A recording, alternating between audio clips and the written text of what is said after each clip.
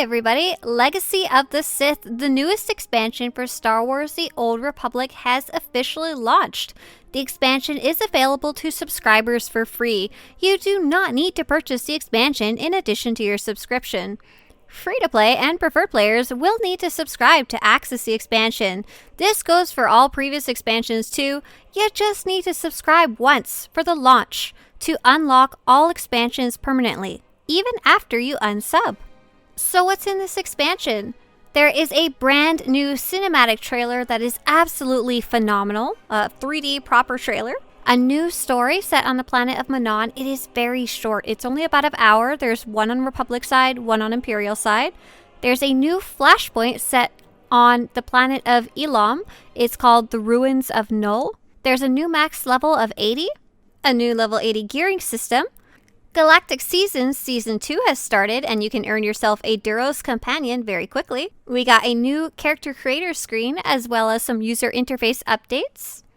There's some new Cartel items, as well as a new bundle called the Digital Collector's Edition. And the biggest changes for this update are related to classes. So there's 4 big changes revolving around that.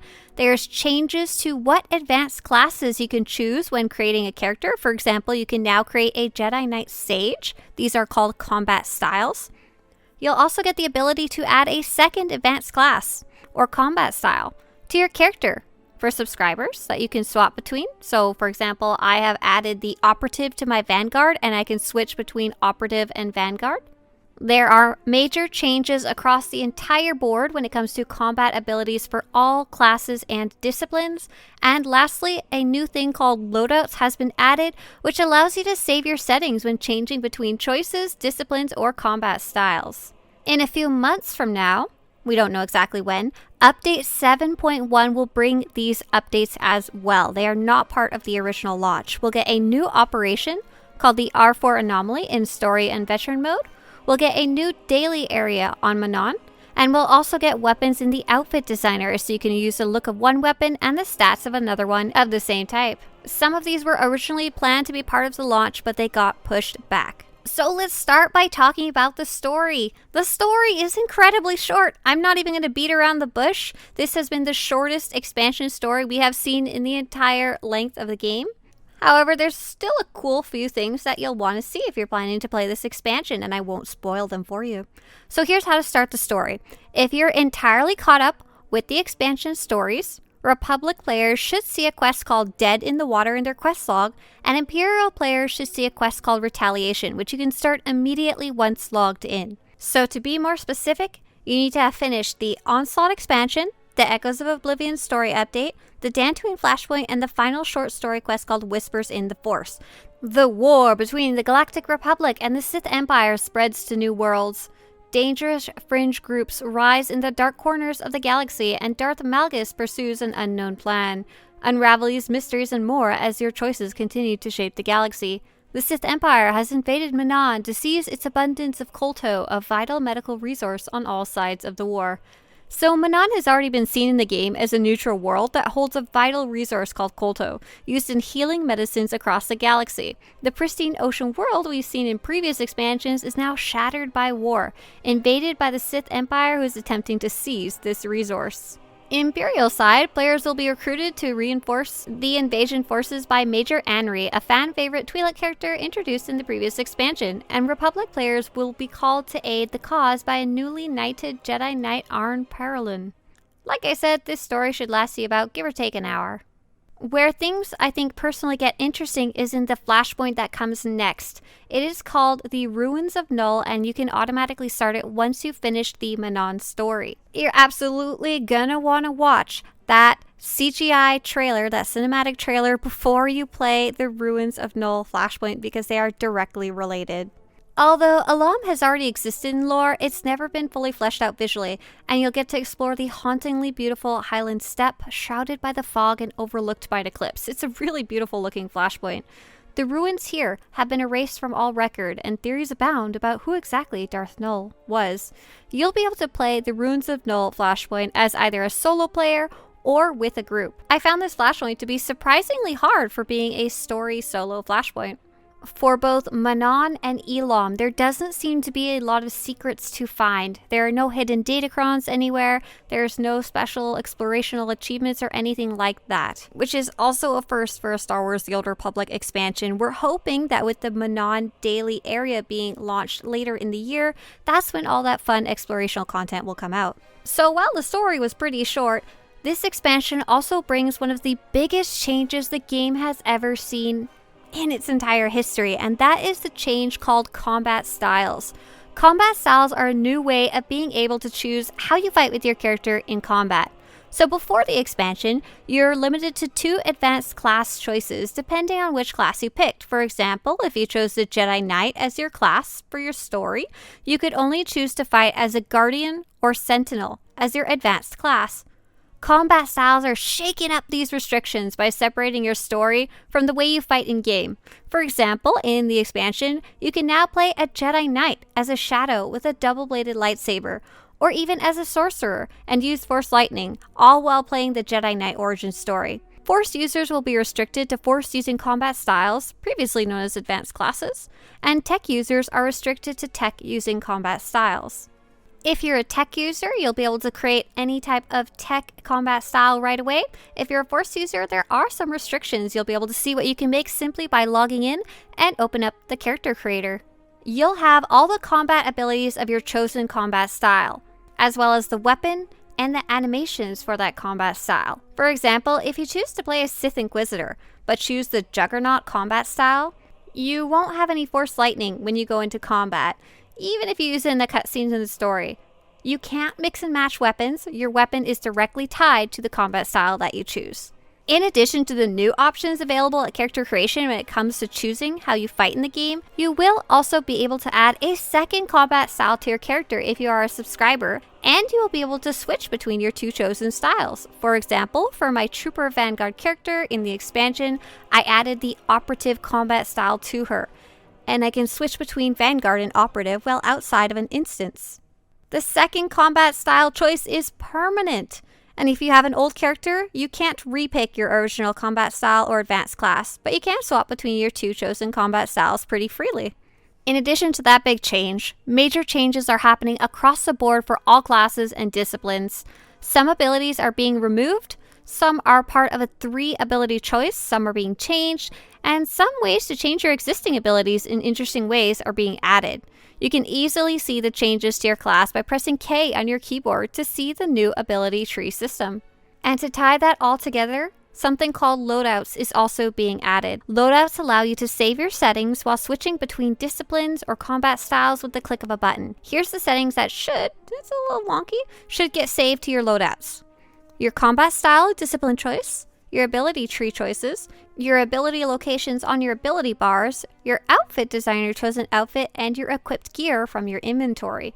You can access loadouts by pressing K on your keyboard, then choosing the Loadouts tab. Make sure to create a new Loadouts tab before changing things around if you want it to save to that new Loadouts tab. You can now level up from level 75 to level 80 if you subscribe to the game after the expansion launches. In addition to being able to level up, a whole new gearing system is being introduced at level 80. It is very different from any gearing system we've really seen before, and there's no super easy way to describe it, but in short, you pick a gearing path and you can gear up through that path. The paths include Conquest, which is kind of like a solo gearing up, Flashpoints, Operations, and PvP. At launch, the highest item rating is 326, and all paths can get to 326, but you can get different qualities of gear, for example, green, blue, purple, depending on which path you gear up through. When the expansion launched, Galactic Seasons Season 2 also launched. A new batch of rewards themed around the Shadow Syndicate, including Fenzale, a Duros gunslinger and first Duros companion in the game, is available to all participating players.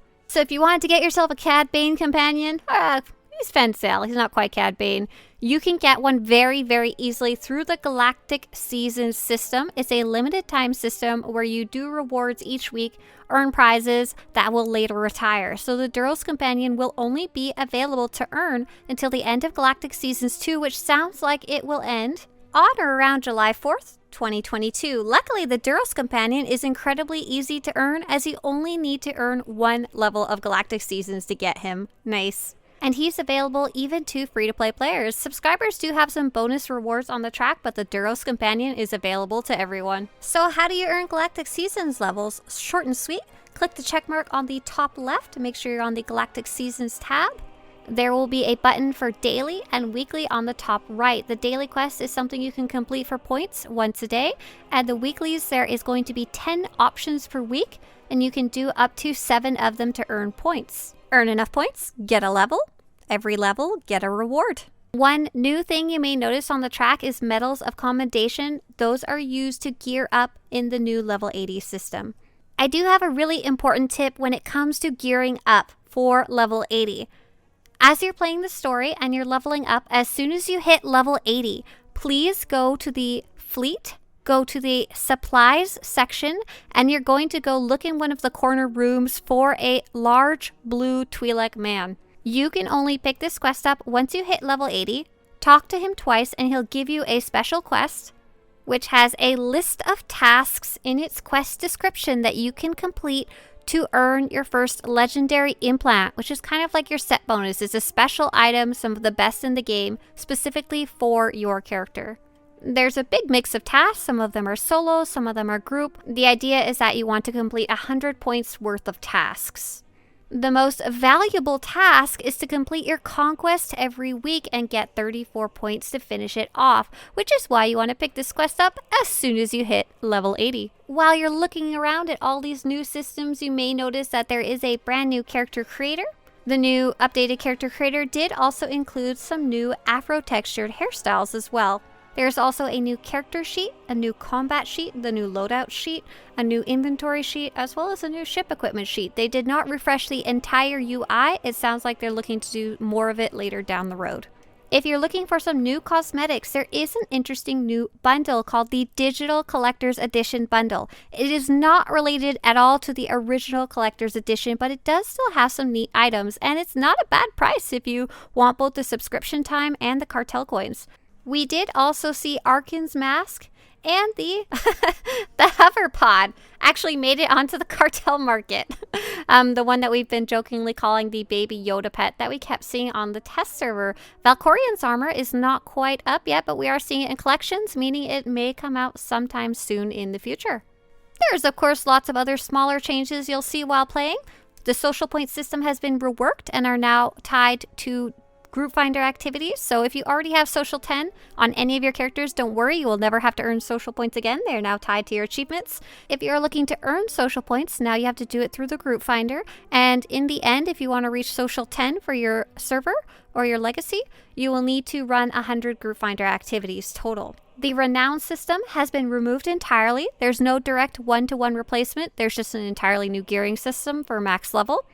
The dark versus light system, like the little alignment toggle and the thing that pops up and says the light side is victorious, that thing's gone. It's been removed entirely because it was attached to the renown system, and gone with it right now are the ability to earn dark and light tokens and fight the dark and light bosses, but those last two should come back sometime later when they figure out how to re-add them.